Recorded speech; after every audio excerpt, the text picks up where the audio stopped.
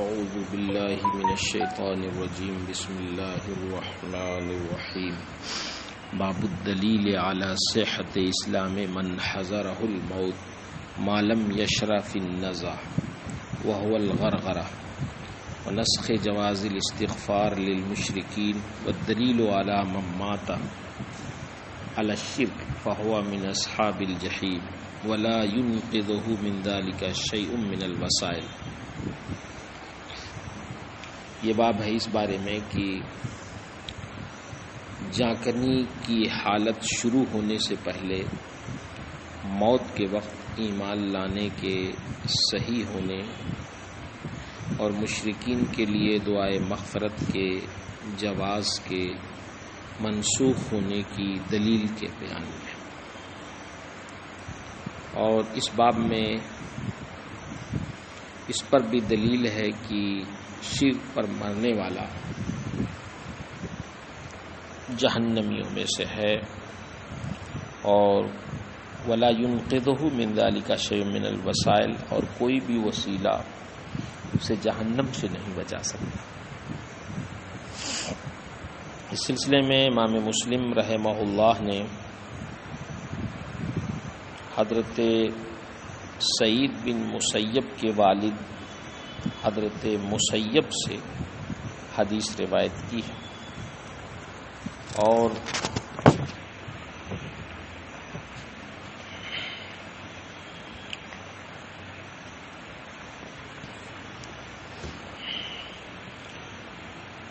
دوسری حدیث حضرت ابو ہریرہ سے روایت کی۔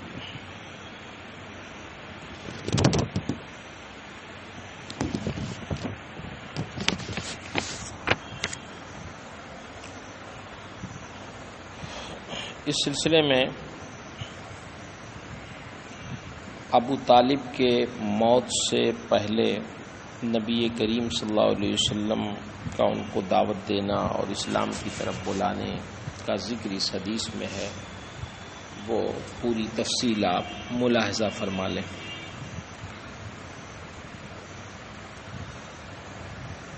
اخبرنی سعید بن المسیب عن ابی قال لما حضرت ابا طالب الوفات جاءه رسول اللہ صلی اللہ علیہ وسلم فوجد عنده ابا جہل وعبد اللہ بن ابی امیہ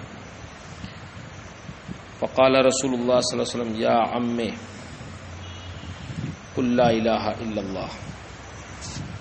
جب ابو طالب کو وفات کا وقت قریب ہوا، یعنی یہ وہ حالت نہیں ہے جو جانکنی کا وقت ہوتا ہے، یہ وہ وقت ہے جو جانکنی سے پہلے کا ہے، جس میں آدمی ہوش و حواس میں رہتا ہے۔ سرکار تشریف لے گئے، وہاں ابو جہل اور عبداللہ بن ابی امیہ موجود تھے۔ سرکار نے ارشاد فرمایا یا عم قل لا الہ الا اللہ، چچا آپ ایک بار لا الہ الا اللہ کہہ دیں، اشہد لکا بہا عند اللہ، میں اللہ کی بارگاہ میں آپ کے حق میں گواہی دوں گا۔ فقال ابو جہل و عبداللہ بن ابی امیہ یا ابا طالب اترغب عن ملت عبد المطلب۔ ابو جہل اور عبداللہ بن ابو امیہ نے کہا کہ ابو طالب کیا آپ عبد المطلب کے مذہب سے پھر جائیں گے؟ فلم یزل رسول اللہ صلی اللہ علیہ وسلم یعرضها علیہ ویعید له تلک المقالہ، تو سرکار اس کلمے کو ابو طالب پہ پیش کرتے رہے اور اعادہ فرماتے رہے، یہاں تک کہ ابو طالب نے آخر میں جو کلمہ کہا وہ یہ تھا کہ ہو علی ملت عبد المطلب، وہ عبد المطلب کے مذہب پر ہیں، وہ ابا ان یقول لا الہ الا اللہ، اور لا الہ الا اللہ کہنے سے انہوں نے انکار کر دیا۔ فقال رسول اللہ صلی اللہ علیہ وسلم اما واللہ لاستغفرن لک ما لم انہ عنک، کہ میں بخدا آپ کے لیے استغفار کروں گا جب تک میں اس سے روکا نہ جاؤں۔ فانزل اللہ عز وجل ما کان للنبی والذین آمنوا یستغفروا للمشرکین ولو کانوا اولی قربى من بعد ما تبین لهم انہم اصحاب الجحیم۔ اللہ تعالیٰ نے یہ آیت نازل فرمائی کہ نبی اور مومنین کے لیے جائز نہیں ہے کہ وہ مشرکین کے لیے استغفار کریں اگرچہ وہ قرابت دار ہوں، بعد اس کے کہ ان کے لیے واضح ہو گیا کہ وہ جہنمی ہیں۔ اور ابو طالب کے بارے میں اللہ تعالیٰ نے یہ آیت نازل فرمائی، فرمایا سرکار سے انک لا تہدی من احببت، آپ جس کو چاہیں اس کو منزل مقصود تک پہنچا نہیں سکتے، یعنی اسلام میں داخل نہیں کر سکتے۔ ولکن اللہ یہدی من یشاء وہو عالم بالمہتدین، لیکن اللہ تعالیٰ جس کو چاہے ہدایت دیتا ہے اور وہ ہدایت یافتہ کو جانتا ہے۔ اس کے علاوہ بھی اور سندوں سے یہ حدیث مروی ہے۔ اب کی دو سندوں سے امام مسلم نے یہ حدیث امام زہری سے کچھ الفاظ کے رد و بدل کے ساتھ روایت کی ہے۔ حضرت ابو ہریرہ سے بھی امام مسلم روایت کرتے ہیں، مضمون قریب قریب ہی۔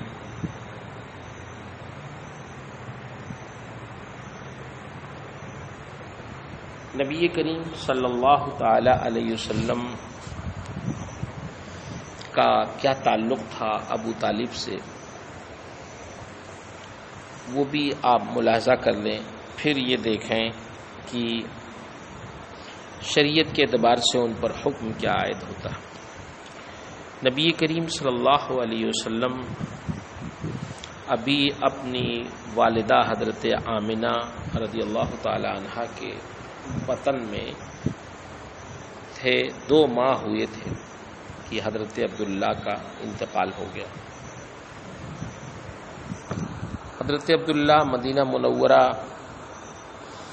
کھجوریں خریدنے کے لیے گئے تھے، وہیں بیمار ہو گئے اور پھر وہیں انتقال کر گئے۔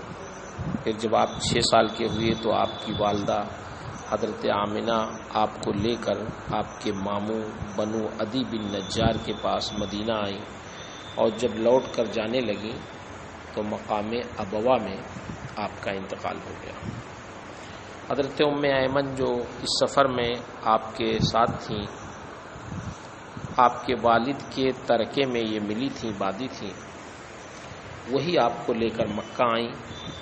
والدین کے انتقال کے بعد حضرت عبد المطلب آپ کی کفالت کرنے لگے، لیکن نبی کریم صلی اللہ علیہ وسلم کی والدہ کے وصال کو ابھی 2 سال گزرے تھے، آپ کی عمر 8 سال کی ہوئی تھی کہ آپ کے دادا عبد المطلب بھی انتقال کر گئے۔ حضرت عبد المطلب اپنے وصال کے وقت اپنے تمام بیٹوں کو بلا کر نبی کریم صلی اللہ علیہ وسلم کی پرورش کے لیے وصیت فرمائی۔ زبیر بن عبد المطلب اور ابو طالب بن عبد المطلب کے درمیان آپ کی کفالت کے لیے قرآن اندازی ہوئی۔ حسب خواہش قرآن ابو طالب کے نام نکلا۔ ابو طالب نے اپنے پیارے بھتیجوں کو پرورش کے لیے اپنے پاس رکھا اور واقعی کفالت کا حق ادا کیا۔ کھانے پینے سے لے کے ہر معاملے میں آپ کو اپنی اولاد پر آپ نے ترجیح دی۔ 40 سال کی عمر میں نبی کریم صلی اللہ علیہ وسلم نے اپنی نبوت کا اعلان کیا۔ پھر 3 سال کے بعد اپنے قریبی رشتہ داروں سے اسلام کی دعوت کا باضابطہ آغاز کیا۔ جب آپ نے اپنے قریبی رشتہ داروں اور خاندان والوں کو اسلام کی دعوت دی تو قریش اور اہل مکہ آپ کے سخت مخالف ہو گئے۔ ایسے نازک موقع پر آپ کے چچا ابو طالب نے آپ کی کھل کر پشت پناہی کی، آپ کی حفاظت کے لیے ایک آہنی دیوار بن گئے، یہاں تک کہ جب قریش کے ایما پر قبائل عرب نے اتفاق رائے سے بنو ہاشم کے مقاطعہ کا فیصلہ کیا تو ابو طالب اپنے پیارے بھتیجے نبی اکرم صلی اللہ علیہ وسلم کو دشمنوں کے شر سے بچانے کے لیے بنو ہاشم اور بنو عبد المطلب کے ہمراہ اسی گھاٹی میں منتقل ہو گئے جو آپ کو ورثے میں ملی تھی اور شیب ابی طالب کے نام سے مشہور تھی۔ یہ محصوری 3 سال تک برقرار رہی۔ اس محاصرے کو ختم ہوئے ابھی 1 ماہ بھی نہیں گزرا تھا کہ نبوت کے 10ویں سال 80 سال کی عمر میں ابو طالب بیمار پڑ گئے۔ جب مرض شدت اختیار کر گیا تو آپ نے حضرت عبد المطلب کے تمام بیٹوں کو طلب کیا اور انہیں نصیحت کی کہ تم جب تک محمد صلی اللہ علیہ وسلم کی بات سنتے رہو گے، ان کے حکم پر عمل کرتے رہو گے، ہمیشہ فائدے میں رہو گے، لہٰذا تم ان کی پیروی اور ان کی تصدیق کرنا، تم ہدایت پہ رہو گے۔ لیکن حرمہ نصیبی اتنی شدید نصرت و حمایت اور دوسروں کو نبی کریم صلی اللہ تعالی علیہ وسلم کی پیروی کی ترغیب کے باوجود خود دولت اسلام سے بے بہرہ رہے اور توحید و رسالت پر ایمان لائے بغیر دنیا سے کوچ کر گئے۔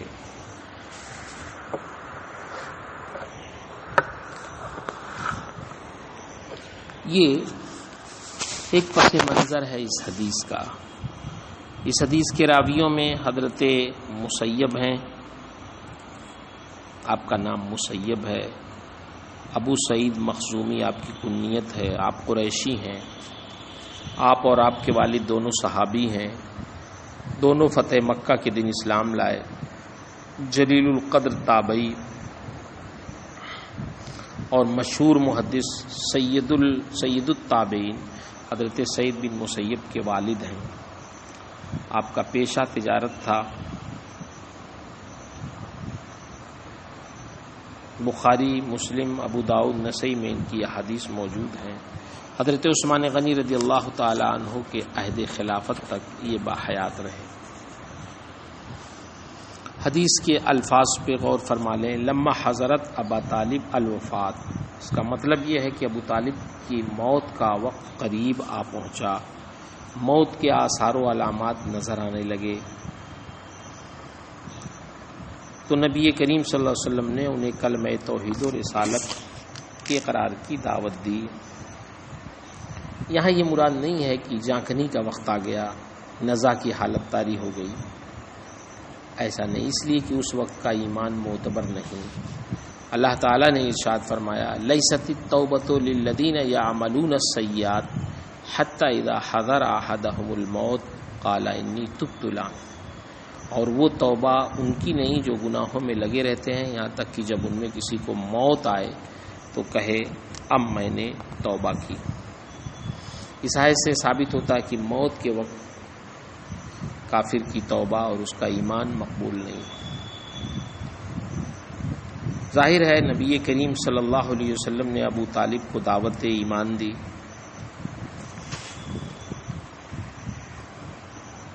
جب آپ نے ان کو کلمہ لا الہ الا اللہ پڑھنے کے لیے کہا تو ابو طالب نے آپ کی باتیں سنی، جواب بھی دیا۔ ابو جہل وغیرہ نے ابو طالب کو بھڑکایا کہ کیا ابو طالب تم اپنے باپ دادا کے دین کو چھوڑ دو گے؟ ابو طالب نے ان کی باتیں بھی سنی۔ یہ اس بات پہ دلیل ہے کہ ابھی ابو طالب پہ جانکنی کا وقت نہیں آیا تھا، بلکہ وہ ہوش و حواس میں تھے۔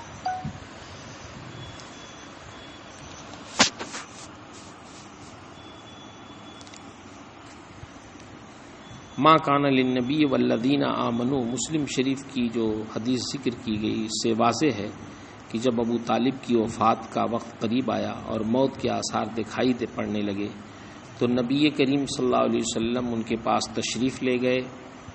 ابو جہل اور عبداللہ بن ابی امیہ پہلے سے ہی موجود تھے وہاں۔ نبی کریم صلی اللہ علیہ وسلم نے ابو طالب سے کلمہ پڑھنے کے لیے کہا اور فرمایا کہ آپ کے حق میں اللہ کے پاس اس کا گواہ رہوں گا، لیکن ابو طالب نے آخری بات جو کہی وہ یہ کہ میں عبد المطلب کے ملت پر ہوں، اور کلمہ پڑھنے سے انکار کر دیا۔ نبی کریم صلی اللہ علیہ وسلم نے فرمایا میں آپ کے لیے اس وقت تک مغفرت کی دعا کرتا رہوں گا جب تک کہ اس سے روک نہ دیا جاؤں۔ تو اللہ تعالیٰ نے یہ آیت مبارکہ نازل فرمائی ما کان للنبی والذین آمنوا ان یستغفروا للمشرکین ولو کانوا اولی قربی من بعد ما تبین لهم انهم اصحاب الجحیم۔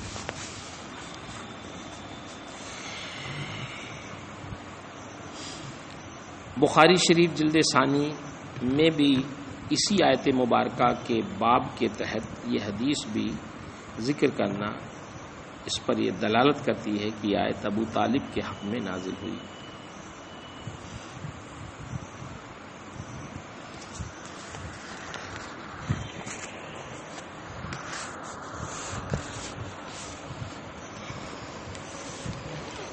بہرحال مسلم شریف کی حدیث اور بخاری شریف کی حدیث اس بات پر دلالت کرتی ہے کہ آیت مبارکہ ابو طالب کے استغفار کے باب میں نازل ہوئی۔ اب ایک اعتراض یہ ہے کہ ابو طالب کا انتقال اعلان نبوت کے 10ویں سال میں ہجرت سے پہلے ہوا ہے، جس سال حضرت خدیجۃ الکبریٰ کا وصال ہوا۔ پے در پے صدمات کی بنا پر نبی کریم صلی اللہ علیہ وسلم نے اس سال کا نام عام الحزن یعنی غم کا سال رکھا، اور یہ آیت مبارکہ ہجرت کے بعد مدینہ شریف میں نازل ہوئی۔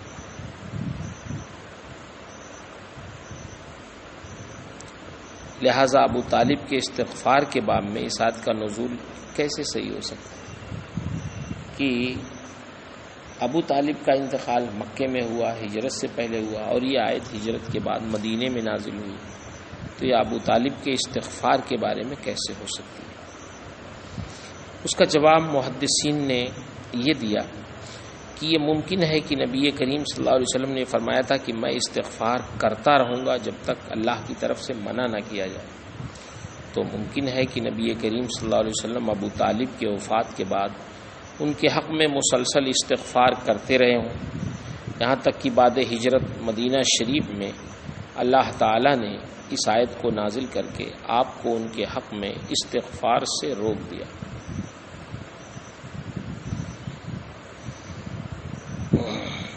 اور بات بھی سمجھ میں آتی ہے کہ کفار کے ساتھ جو سختی کی آیات ہیں وہ مدینہ شریف میں نازل ہوئی۔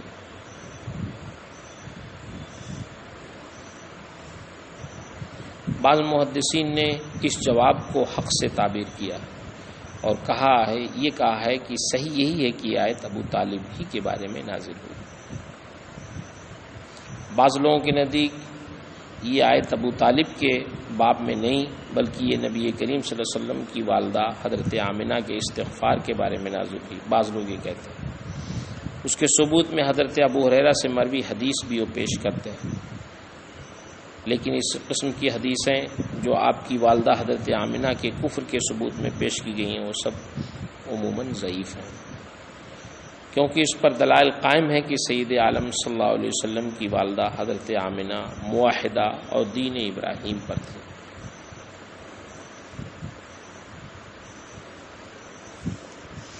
ہدایت سے انکا لا تہدی من احببت میں ہدایت سے مراد ایصال المطلوب ہے، اسی کی نفی یہاں مراد ہے، کیونکہ ظاہر بات ہے کہ ارات الطریق کی تو نفی نہیں ہو سکتی، کیونکہ نبی کریم صلی اللہ تعالی علیہ وسلم کا تو منصب ہی راہ حق دکھانا تھا، اسی کے لیے آپ کی تشریف آوری ہوئی تھی، لہذا جس ہدایت کی نفی یہاں مراد ہے وہ ہدایت ایصال المطلوب ہے۔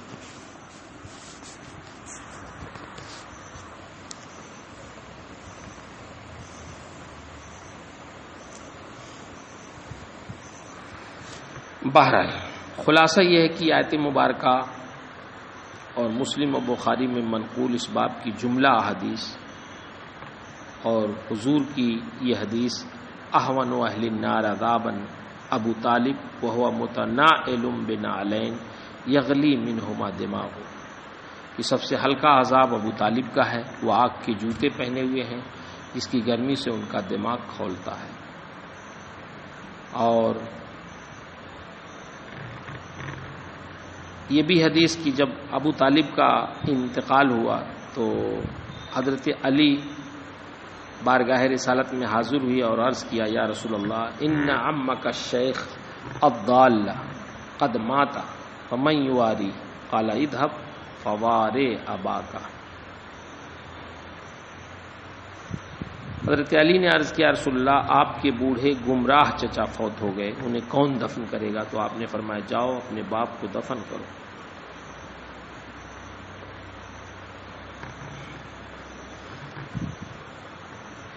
ان تمام دلیلوں سے ثابت ہے کہ ابو طالب کی موت ایمان پر نہیں بلکہ کفر پر ہوئی۔ یہی اہل سنت و جماعت کا مذہب ہے۔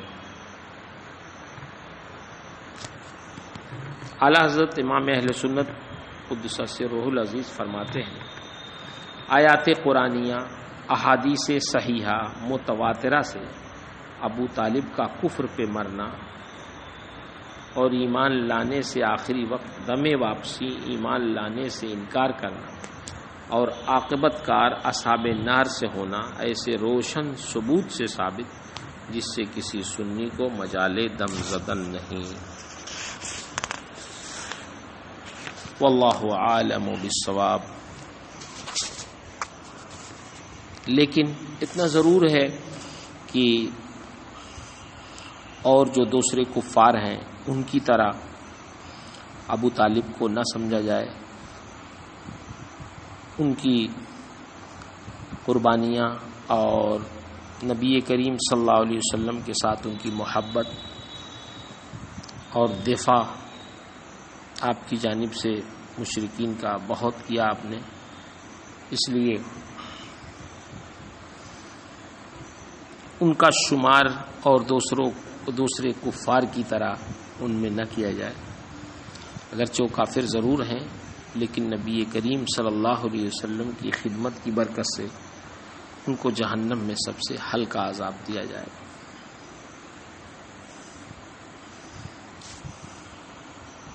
وآخر دعوانا ان الحمدللہ۔